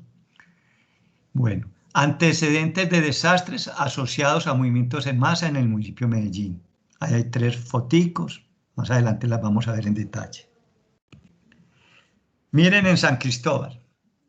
En San Cristóbal, en la parte alta, sobre la cordillera arriba, yendo como hacia las antenas que las llamamos antenas de Boquerón, antenas de radio y telecomunicaciones, hay un deslizamiento grande, viejo, es el deslizamiento más grande detectado, cartografiado, ubicado en Medellín, en la zona rural. Es el deslizamiento del Moral. Este deslizamiento viene, si están viendo el cursor, viene desde aquí, se mueve por acá, hasta por acá. Esto tiene una longitud más o menos de 1,5 kilómetros, 1,8 kilómetros. De donde se desprendió, esto es lo que llamamos escarpia ahora, esta partecita. Toda la masa que se movió en esa época, este es un deslizamiento de más de 10.000 años. No sé, habría que hacerle dataciones, pero es un deslizamiento de más de 10.000 años. Hoy no tiene ni una vivienda. Creo pues porque hace tiempo no subo. Hoy gran parte de esta zona, estos terrenos son de propiedad del municipio de Medellín, porque allí tienen la fuente o la toma de agua para algunos acueductos del sector. Creo que el acueducto Arcoíris, o bueno, no recuerdo el nombre. Y miren que sobre la zona donde este mega deslizamiento se generó, esto es lo que llamamos escarpe, esto es lo que les estoy mostrando con una flechita. En el año 2009-2010 se generaron en el escarpe unos desgarres o unos desprendimientos muy pequeños. Los alcanzan a ver, aquí este es uno, este es otro, este es otro, este es otro. Con el tiempo, a no haber fenómenos asociados a altas precipitaciones, en esta época estamos viviendo un fenómeno de alta precipitación asociado a la Niña, ojalá no ocurra un evento grande en la ciudad. Con el tiempo, la cobertura vegetal, todo el rastrojito, los pastos nativos, el rastrojo nativo, bosque nativo lo va cubriendo y lo va enmascarando, pero pueden volverse a presentarse. Sigamos hablando de antecedentes de movimiento en masa. En el año 1880, el 23 de abril, este es un relato que hace García Márquez, hubo un deslizamiento que represó y después generó el desbordamiento de la quebrada de Aná, destruyendo totalmente el poblado de Aná. El poblado de Aná era un asentamiento que se ubicaba al lado de la quebrada de Aná, en lo que es hoy parte del barrio Los Colores. En esa época mató 9 personas y dejó 2.500 personas damnificadas. Esas personas fueron reasentadas, fueron ubicadas en Robledo, en la loma de Robledo sobre el parque. Ahí todavía hay casas centenarias. Identificó más o menos, que conozca, unas 2 o 3 como tal. Otro deslizamiento.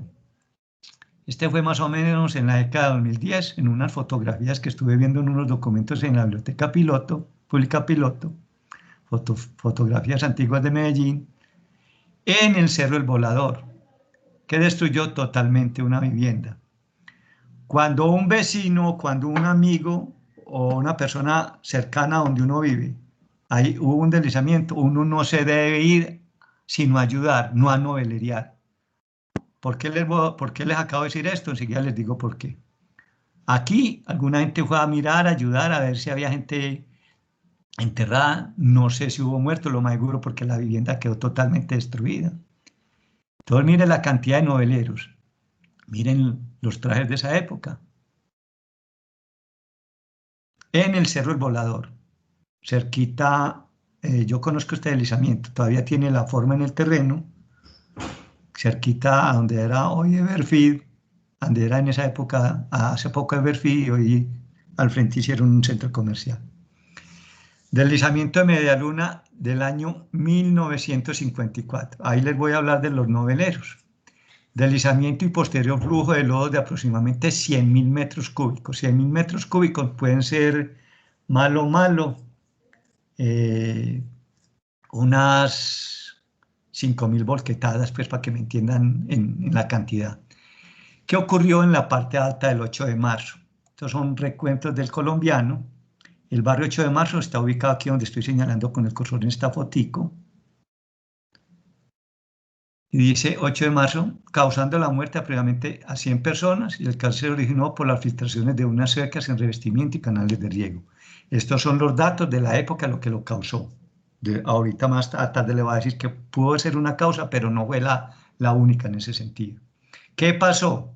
Cuando hubo el deslizamiento, inicialmente se vino en la primera parte, un pequeño pedazo. Salió la gente para allá, fue el cuerpo de bomberos de Coltejer en esa época, y salieron los vecinos, se fueron para allá. Muchos se fueron de noveleros a ver qué pasó, porque inicialmente se sepultó una casa donde habían 7 personas, y ahí murió, lo conocemos toda la vida, se ha dicho que es el deslizamiento de la familia de Ramón Hoyos, porque ahí murió la mamá de Ramón Hoyos. Posterior al primer episodio se vino otro más grande, casi de 60.000 metros cúbicos, y sepultó los que estaban ahí, a gente que estaba ayudando y a noveleros como tal.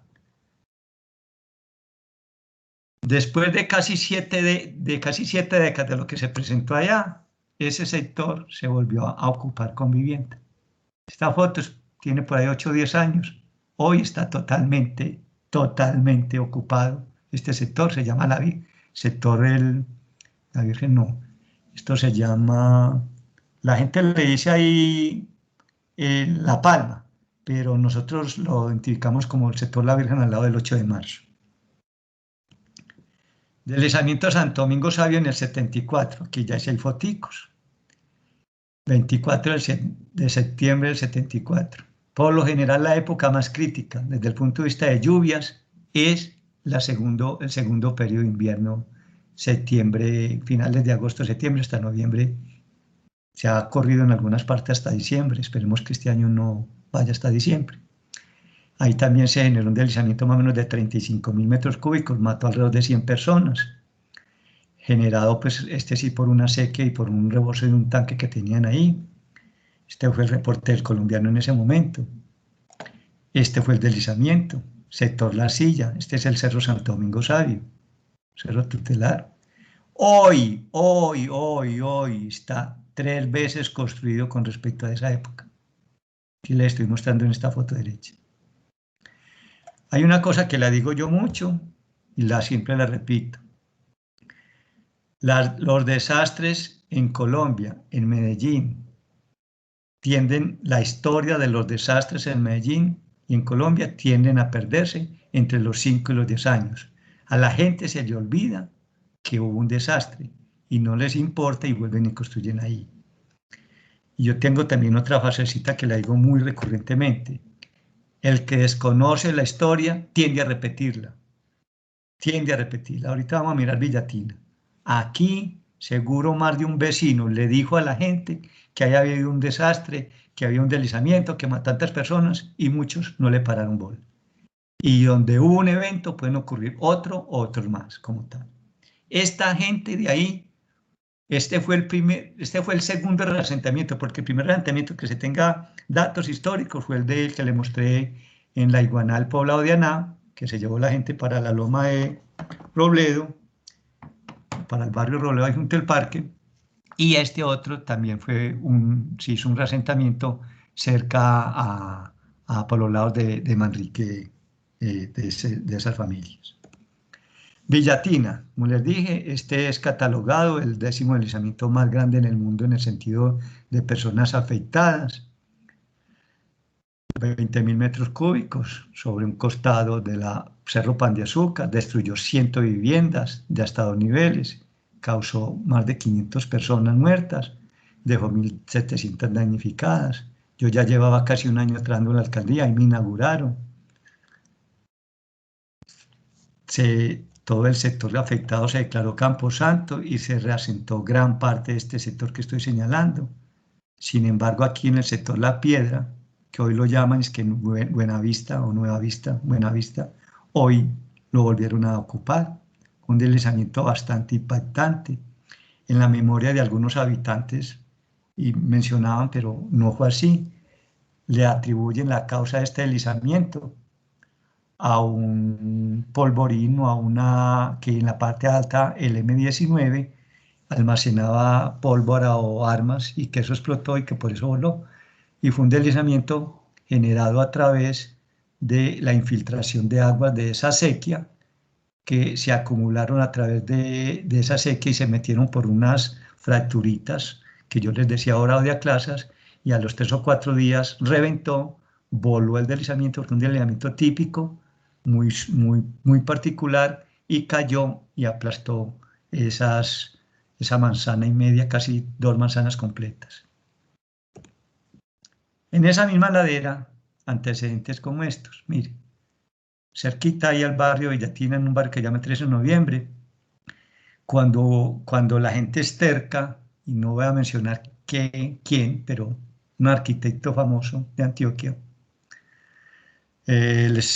hicieron allá en el 13 de noviembre, hicieron esta construcción en un ancianato. Les dije que se le habían hecho estudios de suelos, análisis de estabilidad, no, que ese suelo era muy bueno, que eso era roca, que no hay qué. No lo habían inaugurado, y antes de su inauguración se vino este deslizamiento. Esto era un ancianato que llama Domingo Iturrate. Si hubiera estado ocupado, hubiera matado más de 50 personas, más de 50 ancianitos. Este es ahí también cerca del 13 de noviembre, un sector que se llama el Pacífico, desprendimientos de flujos de roca. 2 eventos en el mismo sector, cerquitica, hace unos 20 días hubo un desprendimiento de rocas ahí cerquitica que generó como una especie de avenida torrencial o flujo de rocas y afectó más de 30, casi 40 familias. Miren, este mismo es este que hay acá, sobre esta foto, para que la gente no siguiera ocupando como este espacio. ¿Qué hicimos? Una placa polideportiva, porque no estuviera esto lleno de casitas.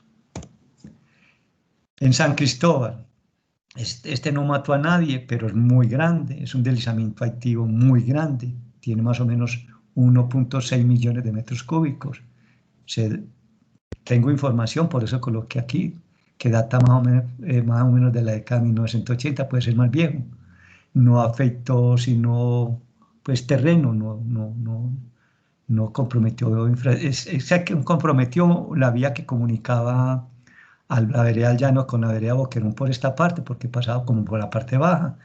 Y en la pata del deslizamiento, miren el tamaño, es un elemento rotacional, por eso se llama la laguna, porque aquí arribita donde estoy señalando en la foto con el cursor, cuando hubo el desprendimiento, el deslizamiento en forma como de cuchara, generó un hueco, una cavidad, y ahí se empezó a empozar el lagunar, a represar el agüita, y por eso lo llaman la laguna. Fue un deslizamiento que en la parte superior, cuando hay crecientes de la quebrada La Iguaná, se le va comiendo la pata, lo va lavando. Deslizamiento que fue analizado por el municipio, por el DAGRE en su momento, SINPA, tuvo un monitoreo importante, con unos inclinómetros se dañaron. La idea es que se vuelva a retomar esa inclinometría, a que lo sigan evaluando y monitoreando para evitarnos algo delicado hacia futuro. Sigamos en este recorrido de antecedentes. Este es el evento más grande que ha afectado a toda la ciudad, la emergencia invernal del año 88. Yo, producto de esa emergencia, saqué un documento, un libro que está en la Biblioteca Piloto, en el Centro de Documentación de Planeación. Se salieron alrededor de 9 o 10 quebradas. Algunas tuvieron eventos de inundación o crecientes normales y otras tuvieron eventos de avenidas torrenciales, como en la Iguaná, en la Nadía, la Loca del Salado. Los daños, el costo de los daños para esa época. Miren, 1988, 20.000 millones de pesos. Hoy serían 200.000 millones o más. Y mató 15 personas, todas en la cuenca de la Iguaná, y destruyó totalmente 384 viviendas. Si hoy echáramos memoria y miramos del pasado a hoy, si hoy se presentara un evento similar, esas mismas quebradas estuvieran afectando 3 o 4 veces la población que afectó en esa época, porque hoy esas quebradas, esas cuencas están totalmente ocupadas. Ahí se ven unas fotos, quebrada la Iguaná, un sector que llaman Iguanadó. ¿Por qué se llama Iguanadó? Porque abajo se llama Iguana 1, Iguanadó, Iguana 2, Iguana 1. Esta es la quebrada Nadías. Esta es la quebrada Nadías en toda la parte, por los lados del 80 y... ¿Cómo se llama ese sector? Bueno, no recuerdo de ese sector. Esta es la quebrada La Loca, por los lados de... casi llegando al centro de Medellín, junto a la iglesia, a la metropolitana. En el año 96, en un afluente de la quebrada La Honda, se llama La Hondita, hubo un flujo de lodo de rocas, también generó varios daños, destruyó 38 viviendas y causó en esa época daños por 1.400 millones de pesos. Esto fue en el año 96. Miremos fenómenos similares recientes. Quebrada Piedra Gorda, es una quebrada que limita en la zona rural a Medellín con Itagüí, con el corregimiento de San Antonio de Padua, pues en Medellín. Tuvo un flujo de lodos de más de 2 kilómetros, casi 2 kilómetros. Este flujo se fue sobre la quebrada Doña María, pero se fue por pedacitos, pero no total. Y se hizo una labor muy importante allá para evitar de que este material no comprometiera las casas, un asentamiento que había al frente como tal. Quiero devolverme al anterior. Miren que este flujo de lodo generado pues, por un deslizamiento en la parte alta de esta quebrada, miren que esta zona o sea, si bien tener reforestado las laderas o las montañas o las cuencas o la parte alta ayudan a que no se presenten con mucha frecuencia inundaciones o avenidas torrenciales o deslizamientos, pero cuando hay una alta precipitación o llueve mucho, o sea, por lo general, yo manejo un dato, que lluvias concentradas en Medellín, que duren más de 1 hora y que lluevan en más de entre 30 y 40 milímetros, casi siempre hay emergencia. Cuando llueve más de 40 milímetros, 60, 70, 80, eso genera desastre en la ciudad. Entonces miren acá, sobre esta foto de la quebrada Piedra Gorda, miren que donde se generó el deslizamiento y empezó el flujo, en una zona totalmente reforestada, inclusive tenía hasta guaduales y rastrojo nativo. Sin embargo, el deslizamiento generó, por la pendiente bajó, este es otro sobre otra cuenca cerquitica, y este material se movilizó 2 kilómetros casi, quedó colgado, quedó represado, y hicimos un plan de contingencia en 15 días a través de DAGRE, pues en esa época SINPAD, Cuerpo de Bomberos, y todo ese material que quedó colgado le empezamos a inyectar agua con carrotanques de los Cuerpo de Bomberos, y todo ese material lo lavamos y cayó sobre la quebrada, la Doña María, y lo lavó totalmente. Vamos a llegar como al receso ya, quedan 2 minuticos. Miremos esta otra y paramos para que tengan 15 minuticos de descanso. Deslizamiento del barrio La Cruz. Voy a terminar con esta y ahorita seguimos. 28 de mayo del 2007. Ahí se hubiera podido evitar no el colapso de las 7 viviendas, sino que no se hubieran muerto 8 personas. Cuando se conformaron los primeros comités barriales de emergencia, este fue uno de los primeros que se conformó, el del barrio La Cruz. Como les dije, los deslizamientos, los movimientos en masa, cualquier fenómeno de esos, cuando se genera, la mayoría, no siempre, porque a veces son súbitos y no se presenta, usted no ve nada. Cuando se presenta empieza a mostrar grieticas, fisuritas en el terreno, escaloncitos. El comité de emergencias del barrio, el comité barrial, detectó este problema y le informó a los vecinos de la comunidad y no le pararon bolas. No le pararon bolas al comité de emergencia y en hora de la noche que llovió, se generó el deslizamiento y mató a esas 8 personas como tal.